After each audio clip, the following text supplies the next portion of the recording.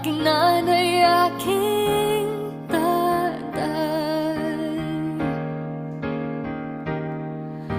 Wala akong sapat na salita,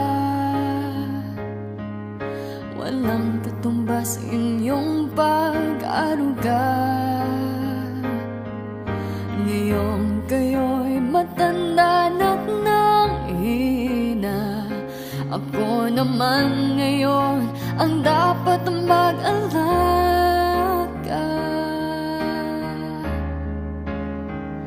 Kayo ba'y aalalayan at aka'y hindi? Pag lumuluha'y patatahanin, babantayan kung may sakit, dadampian ang nunang halik. At kapag